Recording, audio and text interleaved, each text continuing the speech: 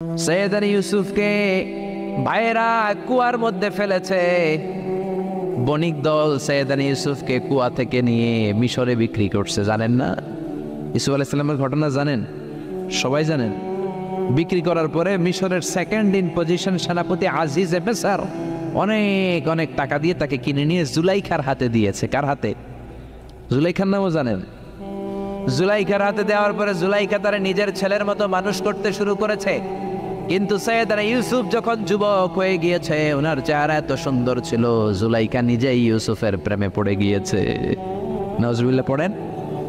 জুলাইখা বলে, ইউসুফ আমি তোমারে ভালোবাসি। ইউসুফ কয়, আমি আল্লাহরে ভালোবাসি। জুলাইখা বলে, ইউসুফ আমি তোমার সাথে প্রেম করতে চাই। ইউসুফ বলে, আমি কার সাথে প্রেম করতে চাই? প্রেমের কথা কি বললেই হয়? বেটা বলে হইতে হবে না? প্রেম তো চরের জমি নয়, জবরদখল করে হয়। প্রেমের দখল নিতে হলে প্রেমেই নিতে হয়, ঠিক কি না? জুলাইখা বলে, আমি তোমারে ভালোবাসি, আমি তোমার প্রেমে হাবুডুবু খাই। ইউসুফ বলে, আমি কারে ভালোবাসি? কোনোভাবেই ইউসুফরে রাজি করাতে পারে না। জুলাইখার একটা দাসী ছিল, দাসীর নাম কালিমামা। জুলাইখা কালিমামারে বলে, ও কালিমামা, কোনোভাবে ইউসুফরে বুঝাতে পারলাম না। একটা কাজ করবা, আজ রাত 12টার দিকে আমার গোপন কক্ষে নিয়ে আসবা। ওই গোপন কক্ষে যেতে বড় বড় 60টা দরজা পার হইতে হয়। কয়টা? 60টা দরজায় বড় বড় 60টা তালা লাগাবা। তারপরে ইউসুফরে আমার কাছে নিয়ে আসবা।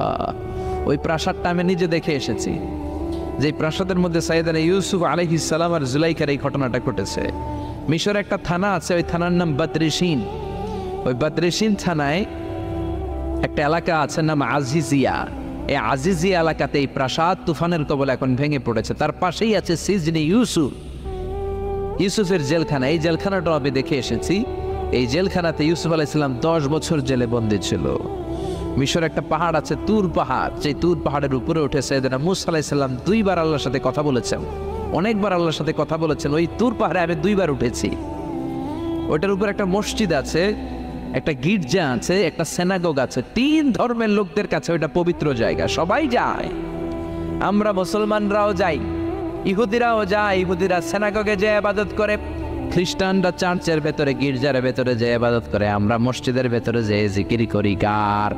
লা ইলাহা লা ইলাহা ইল্লাল্লাহু মুহাম্মাদুর রাসূলুল্লাহ সাল্লাল্লাহু আলাইহি ওয়াসাল্লাম।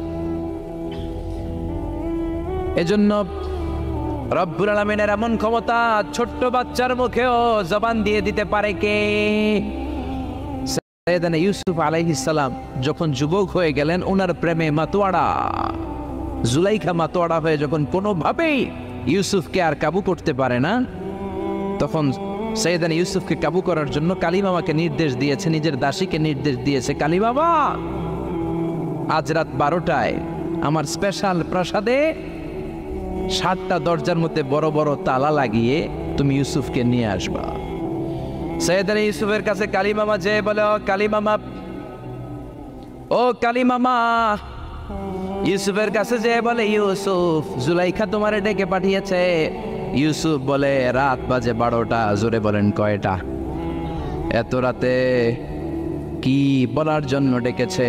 যাও, আগামীকাল সকালে আমি যে কথা শুনবো। কালিমামা বলে, না না, আগামীকাল সকালে গেলে হবে না, জুলাইখা এখন যেতে বলেছে। কখন?